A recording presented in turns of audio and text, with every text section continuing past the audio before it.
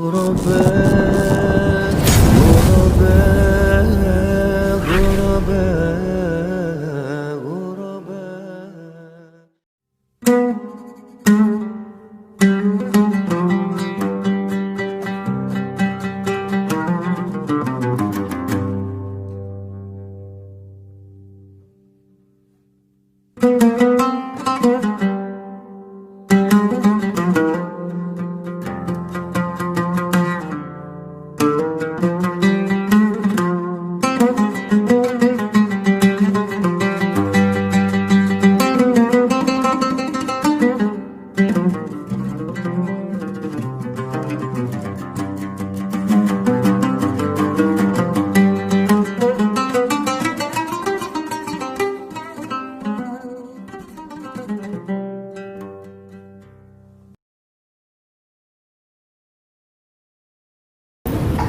Puluh tahun menikah, istrinya 20 tahun, kemudian berjalan 20 tahun, tidak ada cobaannya Allah yang berat bagi dia, alaihi salatu wassalam, sampai umur 50 tahun teman-teman sekalian, dikasih anak 12 orang laki-laki semua, dia nabi dan raja di kaumnya, hartanya paling banyak, peternakannya paling banyak, jumlahnya ribuan ekor sapi, kambing, domba, unta, dan juga ya keturunannya banyak, tadi hartanya banyak, dan dia raja. Secara fisik juga sempurna, dia gagah, istrinya juga cantik, punya kelebihan.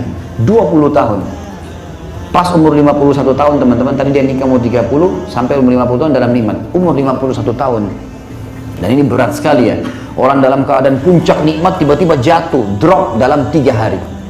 Hari pertama di umur 51 tahun teman-teman sekalian, tiba-tiba bangun tidur, kulitnya kena kusta, keluar bernanah, berdarah dari kepala sampai kaki, sampai rambut Nabi SAW rontok, kulitnya seperti tergantung, luka yang luar biasa, dan orang tahu ini menular, tersebar satu negeri waktu itu.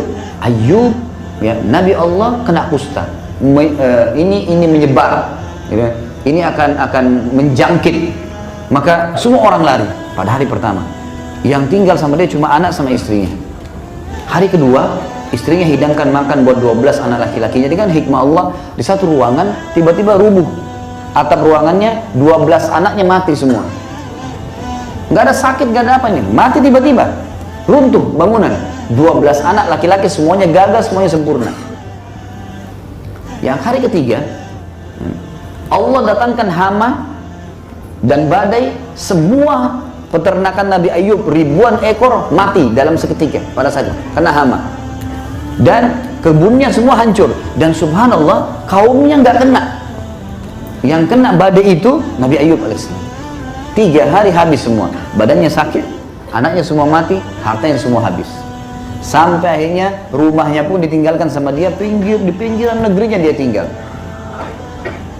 Selama 18 tahun Nabi Ayub alaihissalam tidak pernah mengeluh, tidak pernah bilang kenapa ya Allah. Bahkan sebuah riwayat menyebutkan Ayub alaihissalam tidak pernah mengatakan ya Allah keluarkan saya, enggak. Dia nikmatin terus, sabar, dia terima, tapi ikhtiar, berobat, iya, tetap ibadah kepada Allah, iya, dijauhi 18 tahun. Yang tinggal sama dia cuma istrinya. Setelah 18 tahun istrinya bilang apa? Wahai Nabi Allah, Anda kan Nabinya Allah, sudah 18 tahun loh tidak berdakwah ini. Bagaimana kalau Anda memohon kepada Allah agar disembuhkan penyakit Anda ini? Itu saja, nggak usah minta yang lain. Anak sudah mati, sudahlah, harta habis, sudahlah, saya bisa sabar. Tapi minimal Anda sembuh, baru kemudian Anda ya, berdakwah lagi. Apa kata Nabi Ayub alaihissalam? Wahai istriku, berapa lama dulu kita dalam keadaan nikmat? Kata istrinya 20 tahun. Kata Nabi Ayub, berapa lama kita sekarang diuji sama Allah? Kata istri 18 tahun. Kata Nabi Ayub, saya masih malu minta sama Allah. Keimanan yang luar biasa. Tahu kalau Allah itu lihat, Allah tahu dia sedang diuji, Allah tahu dia sedang ada masalah, tidak dikeluhkan pun kepada sang pencipta. Pencipta tahu makanan apa yang masuk ke urat-urat saraf antum, ke tubuh antum, minuman apa yang masuk, Allah tahu. Kita tidak pernah tahu minuman yang kita minum mana yang jadi kencing, yang mana jadi bagian darah kita. Kita nggak pernah tahu makanan yang kita kunyah, cuma tahu ini asin, manis, pedas, kemudian masuk tenggorokan kita, kan nggak pernah tahu teman-teman mana jadi kotoran, mana jadi anggota tubuh kita. Sang pencipta tahu semuanya, tanpa antum keluh pun dia sudah tahu. Dan dia sudah menjanjikan kekal. Innallaha la yukhliful mi'ad. Allah tidak akan pungkiri janjinya. pasti Allah akan berikan jalan keluar. Nabi Ayub mengatakan, saya masih malu minta sama Allah. Di 20 tahun cobaan, dia sudah merasa berimbang antara cobaannya dengan nikmat yang pernah dia terima. Maka dia mengucapkan kalimat yang santun sama Allah. Rabbi anni massaniyad dur wa anta arhamur rahimin. Wahai Tuhanku, Rabbi, penciptaku, pemilikku, ya, penyiap segala kebutuhanku, pemusnahku yang akan mematikan aku. Massaniyad anni massaniyad dur. Sungguhnya aku telah ditimpa penyakit ini. Dia nggak bilang, ya Allah, engkau timpakan, dah. Wahai Tuhanku, penciptaku, pemilikku, pemusnahku yang akan mematikan aku. Aku sedang ditimpa penyakit, saking santunnya sama Allah, gitu kan? Wa anta arhamur rahimin, dan kau zat yang maha penyayang. Dia nggak bilang, ini sudah 20 tahun ya Allah berimbang, sembuhin saya. Enggak. Wa anta arhamur rahimin, dan kau zat yang maha penyayang. Artinya, mau sembuhin saya, hakmu ya Allah. Tidak mau sembuhin saya tetap jalani. Luar biasa, sampai keluar istilah, ya, sabar Ayub diistilahkan. Artinya sabar Ayub ini puncaknya sudah. Apa kata Nabi SAW tentang ahli surga? Semua ahli surga, poster tubuhnya seperti Adam 60 siku ke langit, wajahnya seperti Yusuf, hatinya seperti Ayub. Luar biasa, Allah puji. Makanya Allah bilang tadi, inna wajadnahu sabira. Kami temukan Ayub itu sabar, nggak pernah ngeluh, nggak pernah keluh kesah, gitu kan? Ni'mal abd innahu awwab. Dia sebaik-baik hamba, dan dia awwab, orang yang tunduk, patuh, nggak berkeluh kesah sama Tuhan. Dan ingat teman-teman, saya bilang tadi, semua punya ajal. Kalau antum sabar sampai titik klimaksnya, maka yang datang nanti sesuatu balasan seperti gelombang ombak yang tidak bisa dibendung. Tadi seperti kasus, ingat, yang muridnya lebih ramai daripada gurunya, malah karena kasus masalah itu. Ada cobaan-cobaan yang datang. Maka sabar. Nabi Ayub alaihissalam dicoba 20 tahun, berarti umur 70 tahun. Di hari pertama umur 71 tahun, teman-teman, Allah munculkan di bawah ranjangnya mata air, dan Allah suruh beliau dicuci, mandi dengan itu, tiba-tiba sembuh, dan tubuhnya kembali kekar, lebih segar dan kekar dibandingkan 20 tahun yang lalu dari air mata air itu. Yang kedua, Allah subhanahu wa ta'ala mengirim seluruh masyarakatnya pada saat itu. Tersebar berita, Ayub sudah sembuh. Nabi Ayub waktu sudah sembuh, Allah perintahin dia jalan. Nabi Ayub jalan. Mungkin masyarakatnya, dilihat semua, Ayub, orang semua kagum. Luar biasa, sembuh. Alhamdulillah, Allah sudah sembuhkan. Tuh, semua orang tersebar berita. Apa yang terjadi? Ini hari pertama. Hari kedua, teman-teman, seluruh negeri datang membawakan hadiah buat Nabi Ayub alaihissalam. Ada yang bawa sapi, ada yang bawa kambing, ada yang hadiah wakafkan kebunnya. Pokoknya untuk Nabi Ayub. Dalam satu hari, di hari kedua, kekayaannya Nabi Ayub menjadi double dibandingkan kekayaan 20 tahun yang lalu. Tidak bekerja apa-apa, Allah datangkan dengan caranya. Hari ketiga, istrinya hamil, dan setiap tahun pada saat itu melahirkan anak kembar, sehingga Allah memberikan dia 24 anak laki-laki. Padahal tadinya 12. Tidak ada yang mustahil bagi Allah. Cuma butuh keimanan dan jadikan sabar sebagai pegangan hidup kita. Ini penting, teman-teman. Kemudian juga dikatakan tentang masalah sabar ini. Banyak agak rapat ya. Di belakang kepenuhan tempatnya. Bisa merapat lagi. Silakan maju dulu. Kasih kesempatan ikhwah yang baru datang. Selanjutnya, teman-teman sekalian, termasuk orang sabar itu, kalau sedang datang masalah, Allah dobelkan pahalanya dibandingkan orang yang sedang tidak ada cobaan.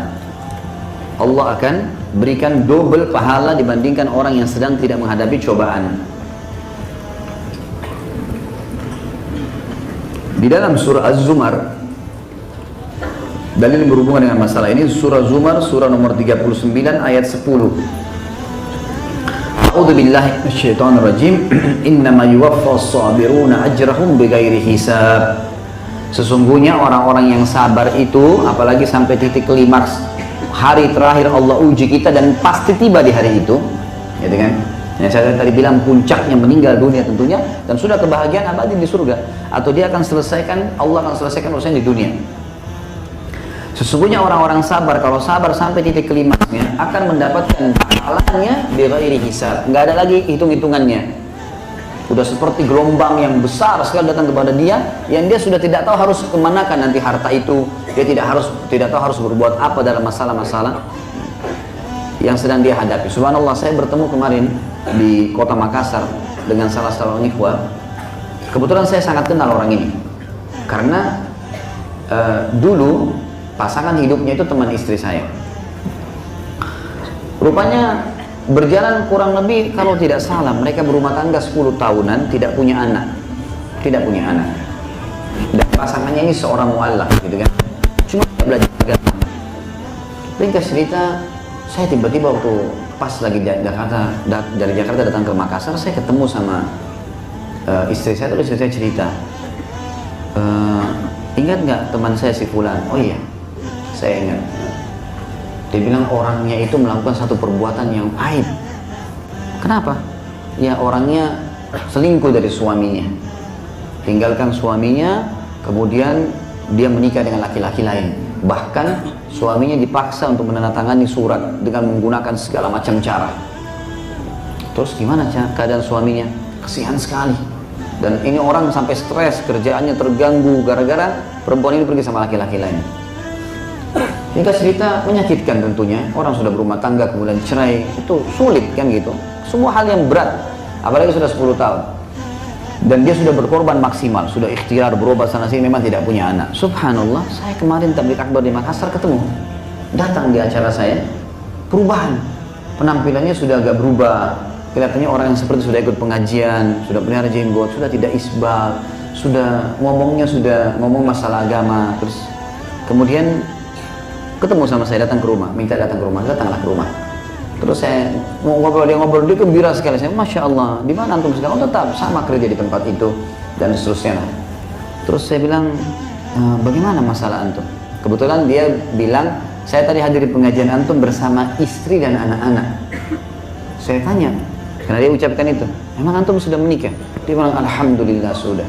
Saya menikah kurang lebih 4 tahun atau 4 tahun yang lalu. Setelah masalah dia berlalu sekitar mungkin berlalu 6 tahunan, setelah itu dia menikah 4 tahun. Jadi saya sudah lama gak ketemu dia, mungkin sudah 10 tahun gak ketemu dia. Dan dia dulu 10 tahun juga berumah tangga gitu kan. Maka saya ketemu sama dia, langsung dia bilang, alhamdulillah setelah berlalu permasalahan saya itu ya 6 tahunan, tahun ke-7 saya tetap sabar, saya tetap bekerja, sumpek setiap hari ada masalah.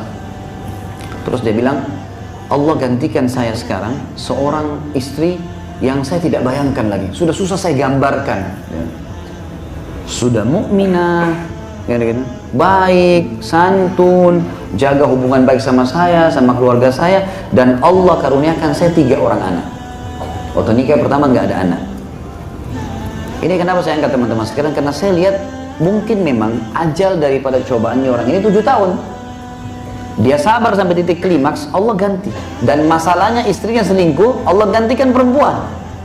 Masalahnya nggak punya anak, Allah kasih anak. Lihat tadi poin yang saya bilang. Cobaan datang di harta, datang harta nanti. Di pasangan, datang di pasangan. Dan berapa banyak orang yang jahat dengan pasangannya, lalu kemudian Allah ganti dengan pasangan yang luar biasa menggantikan pasangan sebelumnya. Cuma butuh sabar.